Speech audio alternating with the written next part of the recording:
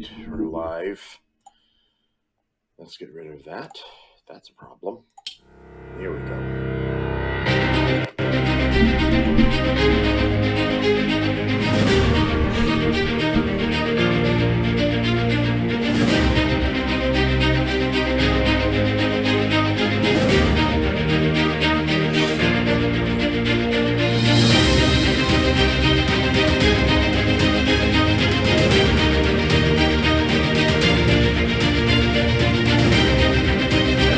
Hello, everyone, and welcome to the Reliefvalve podcast.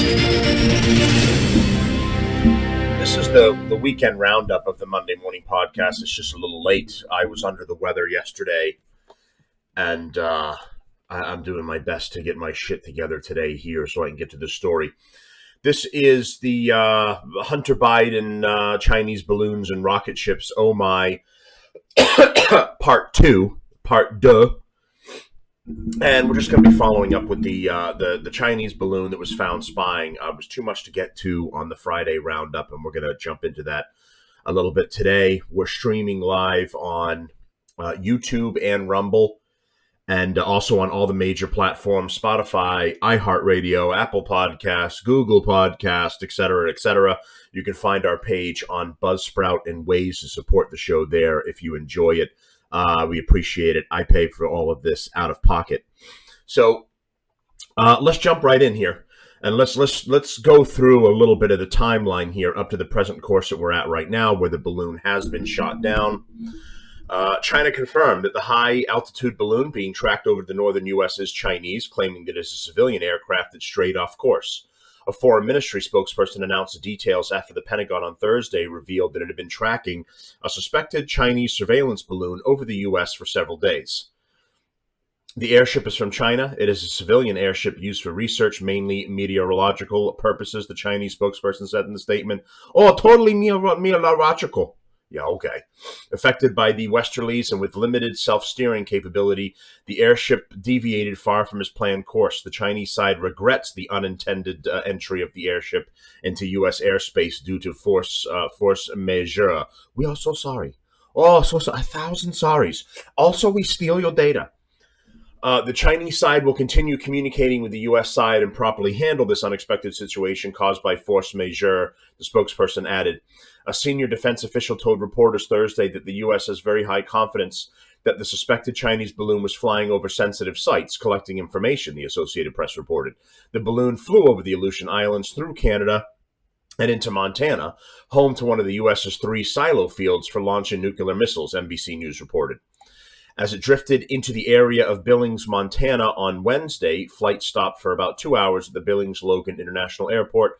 Local news outlet KULR reported. A senior defense official said F-22 fighter jets were scrambled, but President Joe Biden heeded the strong recommendation of senior military leaders that it was too risky to shoot the balloon down in case it came down on somebody's house in the middle of an interstate or something. A senior defense official said, our best assessment right now is that the balloon doesn't pose a significantly enhanced threat or intelligence gathering, nor is there a threat to civilian aviation. Yeah, sure there wasn't. But if the level of risk changes, the U.S. will have options to deal with this balloon. We have made clear we will do whatever is necessary to protect our people and our homeland, the official said. Yeah, right. If anyone believes that the corrupt Biden machine and the left-wing shitbag generals care about the American people in this country, there's a bridge in New York I want to sell you. None of these fucking traitors care about this country. They care about their payday and the money in their pockets. You know, and the dangerous part about this, well, aside from the obvious, is that one, this could have just been used for spying, and it was blatant spying. It's bad enough that we catch Chinese spies on our colleges or Chinese spy rings in Chinatown in New York, and these other people selling out the country to sell American secrets to China. All of that is bad enough, and we're aware that the espionage happens between countries. But when you blatantly violate our airspace with a piece of flying technology, I mean, that kind of seems like an act of war, in my opinion. And not to mention that this thing, aside from its spying capability, could have been testing out the capability to float it over, have it be ignored, and then shoot off an EMP into major areas. throwing cities or military bases into chaos with no power. So, I mean, the danger level of this is absolutely ridiculous. And of course, this is the first thing in my lifetime that's been shot down over American airspace. That we've had to do. Obviously, you had the planes that were taken over by the terrorists on 9/11, but we weren't able to get to those in time, so they weren't shot down. One of the crews rebelled. The crews and the people on board and attacked the hijackers. That one crashed. The other ones were pretty much successfully able to hit their intended targets. But other than that, you haven't seen fighters shooting down objects in American airspace. So, this was a big deal. Another big deal in the lives of Americans and human beings around the world in general, as far as these new very significant things that are happening to people. Right? You've got 9/11 was a huge deal, right? And that was a first ever for all of us, a major terrorist act like that. Then you have the pandemic, another one, because you hadn't had one since about, I think it was 1918 with the Spanish flu. So then you had the pandemic. Now we're on the cusp of potentially a World War III with the actions that are happening between Russia and Ukraine. Sorry here. And now you have this Chinese spy vehicles from China flying into American territory. So all of this is extremely concerning. So with a new update here, so I'm trying to get through bullshit commercials over here for my sound bites. U.S. releases first images of China spy flight recovery efforts as divers recover debris. Divers are working to recover debris and deliver it to the FBI. Well, I'm glad that we're not turning it over to China, because we shouldn't. U.S. Northern Command released its first official images of the effort to recover debris from the downed Chinese spy balloon on Monday. Hold on, I want to see where, because I'm getting ahead of myself with the stories here. So let's go to the U.S. military shoots down the Chinese spy balloon over Atlantic City. This is the next series of events after confirming that it was in fact a Chinese balloon and it was over Montana. Biden commented on the balloon on Saturday, saying, "Well, we're going to take care of it, and Chinese balloons." I'm falling asleep. U.S. military has shot down the Chinese spy balloon over the Atlantic City, while the Atlantic Ocean, excuse me, over Atlantic City. It was going again. We're going to gamble. We just want to gamble. Leave us alone. While the balloon was off the coast of South Carolina, it was shot down by U.S. military fighter jets on Saturday afternoon, according to the Fox News sources. A senior U.S. military official said that an F-22 was used to bring down the balloon at 58,000 feet, adding that a single A-9X missile was fired. So that costs like, what, $200 million for one of those missiles? A senior defense official said during a Thursday afternoon briefing that the U.S. government is confident the surveillance balloon is from the People's Republic of China. Here's for our live viewers here. Here's a shot of the balloon right there, and the little device underneath it, which was like it was like solar panels, it looked like, and other monitoring devices on it that was hanging from kind of steel wires from the kind of the Mylar balloon, whatever that thing was made of, for it to be strong enough to sustain, winds and long distance travel. A senior U.S. official told Fox News on Saturday that the government was considering a plan to shoot the balloon down while it was over the Atlantic Ocean, where it would not harm any individuals on the ground. The official added that the U.S. government could potentially recover the balloon. During the briefing on Thursday, the defense official said that the balloon had been previously spotted over Montana, where a decision was made to not shoot it down because of the potential risks.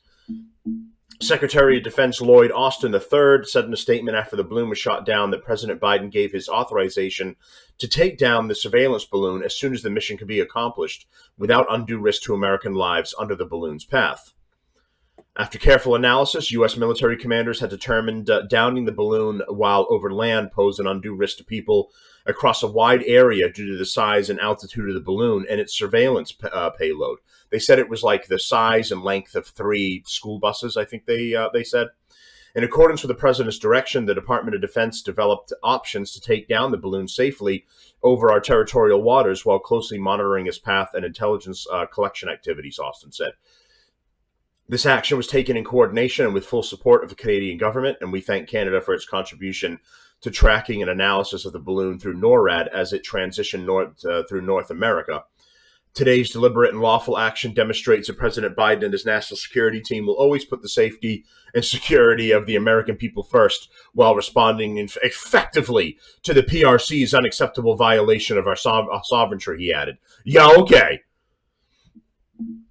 Just like when you properly investigated China for the COVID-19 virus, right? How you shut that whole investigation down and didn't even bother. Oh, no. It's got nothing to do with them. Total accident. A bat mated with a pangoloid or whatever, some such thing. And that's how we got it. Yeah, we can really rely on Dementia Joe and his corrupt regime to care about America. When President Biden was briefed on the situation, he asked for military options, the official said. You did see reports yesterday of a ground stop at Billings Airport and the mobilization of a number of assets, including F-22s. The official said the context for that was that we put some things on a station in the event that a decision was made to bring this down while it was over Montana. Here's a little bit of a better picture right here in the center for our live viewers of the huge balloon and the mechanical apparatus attached to it there. Responding to offense officials, a spokesman for the Chinese Foreign Ministry said Friday the balloon is a civilian airship being used for meteorological purposes and deviated from its planned course. The airship is from China. It is a civilian airship used for research, mainly meteorological purposes, the spokesperson said. Affected by the westerlies and with limited self-steering capability, the airship deviated far from its planned course. If that's the case, why didn't China contact America? Why were we surprised by this? Why didn't China contact America and say, hey, before we have an international incident, we want to let you know that one of our weather balloons has gone horribly off course. We're tracking it. We want to make you aware of it. We're trying to correct it, and we're going to stay informed with everybody involved, every country that it passes through, because it passed through Canada on its way here. That didn't happen because all of this is a bullshit lie. It was used for spying. It was meant to get over sensitive areas in America and find nuke sites and whatever other useful information and transfer that back to China. However, the Pentagon does not believe that this was a weather balloon that simply veered off course. Well, maybe there's some smart people at the Pentagon after all. This was intentional, a senior U.S. official said, adding that the balloon initially took off from mainland China. Here again is another shot of it. A U.S. Secretary of State, Anthony Blinken, canceled a scheduled trip to China as a result of the surveillance balloon. Director of the CCP Central Foreign Affairs Office, Wang Yi, said that China has always strictly followed international law. We do not accept any groundless speculation and hype. Shut up, America, mind your business. Faced with unexpected situations, both parties need to keep calm, communicate in a timely manner, avoid misjudgments, and manage differences. Oh, yeah, and not send spy equipment to other countries. You should try that, too. Some politicians and media in the U.S. have hyped it up to attack and smear China. The Chinese side is firmly opposed to that, a Chinese official said. So let's get on to recovery here. So U.S. Northern Command, NORCOM, released its first official images of the effort to recover debris from the downed Chinese spy balloon Monday night. U.S. Navy and Coast Guard vessels deployed off the coast of South Carolina on Saturday after the U.S. shot down China's surveillance craft. Divers and unmanned underwater vehicles, UUVs, are working to locate and recover pieces of the downed craft, which military officials say weighed thousands of pounds. President Biden's administration hopes to gain significant intelligence from the craft, which was allowed to cross the entire continental United States. We got some pictures here of American ships in the area assisting with the dive, Coast Guard as well. NORCOM also released images of the F-22 fighter jet that took off from Langley Air Force Base in Virginia to shoot down the balloon on Saturday.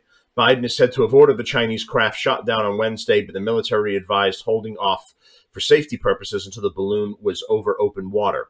NORAD Chief General Glenn Van Herk spoke to reporters in a press call on Monday and faced questions as to why the U.S. did not shoot down China's surveillance craft as it crossed Alaska's Aleutian Islands earlier in the week. Van Herk confirmed that NORAD had detected the craft before it entered into Alaskan airspace, but said he could not take immediate action because the balloon did not pose a direct threat. How about just flying through our airspace? We're not interested in that. Good old Biden regime, making sure you're safe. Oh, there's a balloon that isn't supposed to be here. What do you want to do? It's not. There's not lasers firing out of the thing. I say let it go where it may. The domain awareness was there. It approached Alaska. It was my assessment that this balloon did not present a physical military threat to North America. Van Herk said on Monday, "You're fucking useless and you should be fired. This is under my NORAD hat, and therefore I cannot take immediate action because it was not demonstrating hostile act or hostile intent." So General Glenn Van Herk is a fucking useless human being. Reporters then pressed Van Herk on why the U.S. was so confident that it had limited the Chinese craft's ability to gather information as it crossed the continental U.S. Van Herk says the military took precautions to cover all sensitive areas the craft flew over, but declined to go into specifics. We used a really big tarp, and we pulled it over all the sensitive areas, and that took care of it. I'm the general in charge of NORAD. I'm a fucking moron. Van Herk also said officials assumed out of an abundance of caution there may be explosives aboard the craft meant to destroy it in the event of discovery or capture. Here's the F-22 that was taking off for our visual viewers to shoot the balloon down. And just like the memes that are online, this plane should get, you know how the pilots get like how many kills along the side of their cockpit? This guy should get one giant Mylar balloon next to his cockpit for one successful shoot down of Chinese spy tech. Republicans on Capitol Hill have blasted Biden's handling of the incident, are demanding to know further information about what intelligence the Chinese craft may have gathered during his journey across the U.S. And generals, inept generals like this guy scare me because there's our rank and file members who I believe we can rely on to fight and care strongly about this country. Then you have morons like him that are the upper levels of the military, left-wing idiots who won't take any action, don't know what to do, and couldn't do the right thing if it was kicking them right in the ass. And it's idiot leaders like that really make me concerned as a citizen about what our readiness actually is in America, because some of these events that happened are any indication. It's not good news, right? We've got spies all over the place in America. It's like the Cold War days all over again. Everybody could be a Russian spy, or now it's Chinese spies we have to be concerned about. Chinese spy vehicles are flying all over the country, and there's news this wasn't the first one. We've missed other ones. And they're flying over unchallenged, and we don't hold the countries responsible for any of this. So everyone's got their satellites, and now they're sending spy balloons and whatever spy apparatus after us too. And we got generals going, "I don't know. I flew over. There's no threat. I don't know." A fucking idiot. So moving on here. I think the threat of Chinese spy flights are bad. It's much worse than you think. Chinese spy balloons may seem like a lot of hot air, but the threat China represents is not just balloons. The boldness of China's flying of a spy balloon through America's airspace demanded clarity and swift action. And what it received from the Biden administration was confusion and delayed action.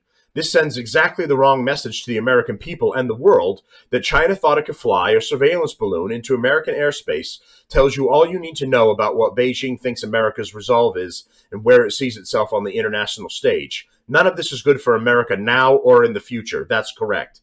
Beijing would never have taken such a provocative act if it thought there were real risks or would be serious consequences. Violating our airspace is not the same as sailing a spy ship in international waters, which the Russians were recently found to be doing off the coast of Hawaii. It is an order of magnitude bolder. It is the violation of our territorial integrity, and one that should not be tolerated, but apparently has been by this White House for a full week, and at least 3 times during the Trump administration, according to reports. This has been debunked. It's bullshit. It didn't happen with Trump. President Xi Jinping wants to claim what he sees as his country's rightful place as world leader. This means undermining America's position in global leadership and working to strengthen its armed forces and deploy them further afield. China is working to modernize its nuclear arsenal, develop and deploy next-generation weapons, expand its navy, and secure bases around the world. The risks of conflict with Beijing are real, and rather than reduce the risk from a position of strength, successive White Houses have shown weakness towards China by acting only belatedly or not acting at all. Belatedly. Allowing these balloons to transit our country's territory is a sign of weakness and one that allows Beijing incredible opportunities to gather intelligence and map our capabilities. Who knows how much sensitive information was being transmitted to Beijing and is now being meticulously sifted through by the Chinese Communist Party. Our country's handling of this crisis in China writ large should concern Americans. It has been neither decisive nor purposefully restrained, but some hodgepodge of idleness, panic, indecision, and confused signaling that demonstrated nothing more than how poor our country's decision-making is towards Beijing. When there should have been decisive action, there was egregiously delayed downing of this most recent balloon, and only after the country's rightful outage was registered. Where the country should have been reassured by the White House, it received a jumble of mixed messaging and dithering. It's difficult not to believe Biden would have taken no action at all had the public not been made aware. Downing the balloon should have been the president's first action, not something he dithered on doing. It would have sent a signal to the American people and, more importantly, China, that such behavior would not be tolerated and Washington could act decisively. Canceling Secretary of State Anthony Blinken's visit to Beijing was neither decisive nor purposeful. It was the bare minimum expected of the White House and something China almost certainly anticipated. And it should have been shot down in Alaska, where it could have landed in the ice and the snow and it wouldn't have hurt anyone. But General Dipshit running NORAD, who's sitting there having a coffee and can't be bothered to get off his fat ass, let it go right into the heart of America and take spy pictures and potentially send real-time information back to China while it got it all. But our idiot generals in NORAD, that's no threat, nothing to see here. Yeah, we're totally safe, everyone. Totally safe with the corrupt Biden regime in office. As long as he's got money in his pocket, he doesn't care what happens to you or this country. The man's a traitor. Everyone in his administration is a traitor. His generals, like this idiot in NORAD that can't be bothered to get up and do something to threats to. And yeah, it's a threat. It's not firing missiles out the front of it, but that doesn't mean it's not a threat. So we've got failed generals looking out for this country, too, that shouldn't be in any position at all. I wouldn't trust this general to run my local McDonald's. Never mind the head of NORAD and protect this country. And these are the idiot, left-wing politic morons we have in office protecting this country. If this is how the White House handles a surveillance balloon, I shudder to think what will happen when a real crisis with China emerges. How would this White House have handled the 2001 collision of a Chinese fighter jet with an American surveillance aircraft, which was in international airspace? How would the White House have managed the 1995 to 96 Third Taiwan Straits crisis? How might President Biden deal with the Chinese invasion of Taiwan if the balloon is anything to go off of and not well? America needs to project strength at home and abroad. At home, Biden needs to reassure Americans that the White House and Department of Defense and all elements of the federal government are prepared to defend the homeland. A balloon is most certainly not a bomber, but to Americans, they are both threats. And if one can get through our airspace, what's to say the other can't do the same? That's absolutely correct. We are unsafe, just in case anyone was unsure or on the fence. With the Biden regime, Dementia Joe in charge, we are absolutely unsafe. So from Yahoo News, balloon incident reveals more than spying as the competition with China intensifies. It may be months before U.S. intelligence agencies can compare the audacious flight of a Chinese surveillance balloon across the country to other intrusions on America's national security systems to determine how it ranks. After all, there is plenty of competition. There was a theft of the designs of F-35s about 15 years ago, enabling the Chinese Air Force to develop its look-alike stealth fighter with Chinese characteristics. There was the case of China's premier hacking team lifting the security clearance files for 22 million Americans from the barely secured computers of the Office of Personnel Management in 2015. That, combined with stolen medical files from Anthem and travel records from Marriott hotels, has presumably helped the Chinese create a detailed blueprint of America's national security infrastructure. For pure gall, there was something different about the balloon. It became the subject of public fascination as it floated over nuclear silos of Montana, then was spotted near Kansas City, and it met its cinematic end when a Sidewinder missile took it down over shallow waters off the coast of South Carolina. Not surprisingly now, it is coveted by military and intelligence officials who desperately want to reverse engineer whatever remains the Coast Guard and Navy can recover. Yet beyond the made-for-cable news spectacle, the entire incident also speaks volumes about how little Washington and Beijing communicate. Almost 22 years after the collision of an American spy plane and a Chinese fighter, about 70 miles off the coast of Hainan Island, left both sides to vow that they would improve their crisis management. We don't know what the intelligence yield was for the Chinese, said Evan Medeiros, a Georgetown professor who advised President Barack Obama on China and Asia with the National Security Council. There's no doubt that this was a gross violation of sovereignty, something the Chinese object to viciously when the United States flies over and sails through the islands China has built from sandbars in the South China Sea. And this made the visceral of the Chinese challenge, Madero said, to look up when you are out walking your dog and you see a Chinese spy balloon in the sky. I mean, that's like seeing Japanese fighters flying over Pearl Harbor. As it turns out, it was hardly the first time. Hours before the giant balloon met its deflated end, the Pentagon said there was another one in flight over South America, and it noted a long history of Chinese balloons flying over the United States, which the Pentagon somehow never wanted to talk about before until this incident forced it to.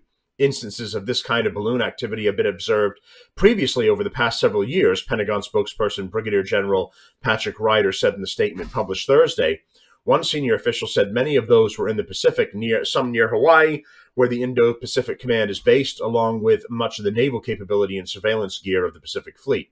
Ryder's admission raises the question of whether the United States failed to set a red line years ago about the balloon surveillance, essentially encouraging China to grow bolder and bolder.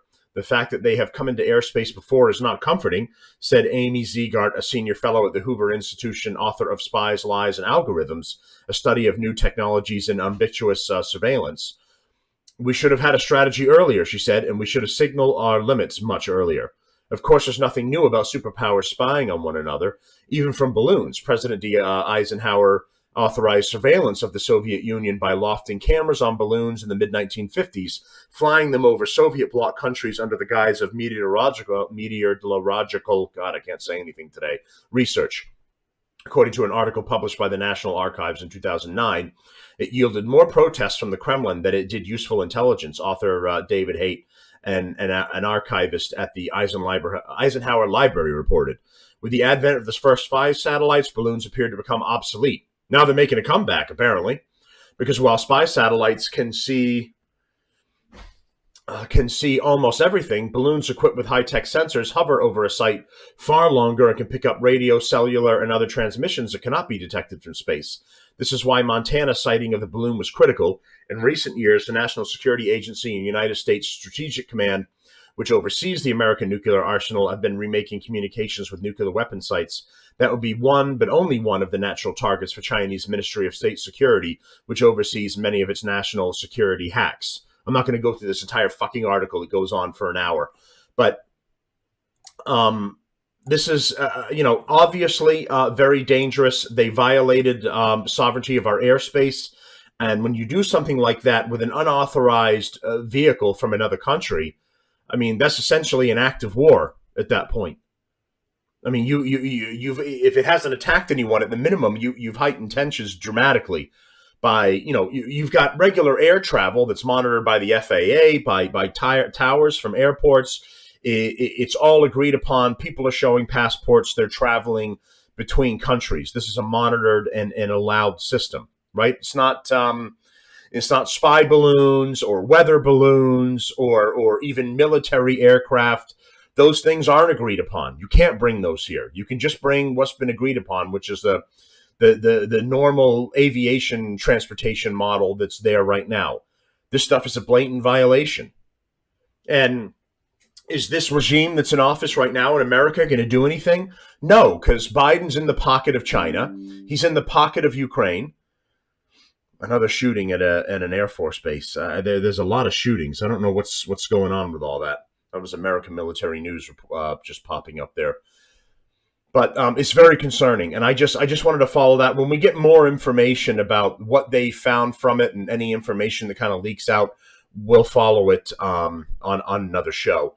So I want to wrap up here because I've still got to get ready for work, and there's some other stuff I've got to do. But just to end on a little bit of a lighter note, this was so stupid. Again, there's been so many about Kamala Harris. Talking about how much she likes school buses and how much she likes Venn diagrams. And I mean, she's an absolute walking joke. The Washington Post recently revealed some apprehension among Democrats over the vice president. Vice President Kamala Harris created what many considered another awkward and uncomfortable public moment when speaking about space travel on Tuesday. Harris took part in a Congressional Space Medal of Honor ceremony to honor former NASA astronaut Douglas Hurley and Robert Behnken. On behalf of President Biden, Harris commended the men for their experience, particularly their mission aboard the first astronaut manned capsule in almost a decade, which she enthusiastically described. and I gotta play this because it's you have to hear me reading it is not enough. You need to hear Kamala from her own words. Which brings me to May 30th, 2020. Bob and Doug returned to the Kennedy Space Center. They suited up, they waved to their families, and they rode an elevator up nearly 20 stories. They strapped in to their seats and waited as the tanks beneath them filled with tens of thousands of gallons of fuel. This is exciting. And then they launched. Launched? Yeah. Oh my goodness, they did! She points to somebody. They sure did launch. Oh boy, and they shot right up in the air, and that's what astronauts do. You stupid bitch. Oh my God, she's a fucking moron. And I hate her stupid, stuck-up, nasally voice. And then they got up on the craft and filled up with fucking... this fucking cunt. They got up and launched in the air. By golly gee, they were up there. There's Kamala cracking up over everything, all the time, always. Her stupid fucking Joker laugh that she does uncontrollably. Oh, God, I hate this woman so much. Another member of the corrupt Biden regime. They're all morons. All morons. But I wanted you to hear that part, and that's just how she describes it like a 5-year-old. And then there was the, when she called into a radio show, she was a guest on a radio show, and they asked her to, let's try and look that up. They asked her to describe the conflict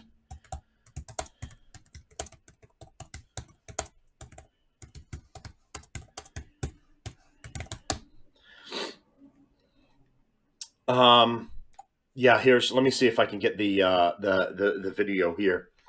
If they have another, here we go. Here's Kamala Harris describing the conflict in Ukraine to apparently the 10-year-olds that listen to this radio show. In addition to the 10-year-olds that were at that talk that she just did. If you're watching any level of news, even social media, you're seeing everything that's going on right now in the Ukraine. Break it down in layman's terms for people who don't understand what's going on and how can this directly affect the people of the United States. So Ukraine is a country in Europe. It exists next to another country called Russia. Russia is a bigger country. Russia is a powerful country. Russia decided to invade a smaller country called Ukraine. So basically, that's wrong. Basically, that's wrong. It's a small country. It's next to a larger country. There are all different sorts of human beings in there. Some are short, some are tall, some are grumpy, some are happy. I mean, these are the fucking morons that are in charge of our country. If you listen to that and you're not concerned about what's happening, I can't save you. There's nothing I can say. There's nothing I can do. You will go on thinking that good things are happening in this country. But this fucking moron actually has a voice in our government to be part of the decision-making process. Not much, because the vice president really doesn't do all that much. But she's there in a position that she shouldn't be in at all. I mean, Kamala Harris essentially slept her way to the top, right? She started as almost a nobody in California, and she slept with the mayor of Los Angeles or something, Mac Brown or whatever the fuck his name was. So she was sleeping with him and hanging out with Montel Williams and all these different people and just sleeping her way to notoriety and getting out there and getting more positions of power. So I mean, she's an absolute dullard, and you all should be as scared as I am that people like this are in our government and have any sort of power whatsoever. All right, so that's the show for today, folks. Just wrapping up everything from last week.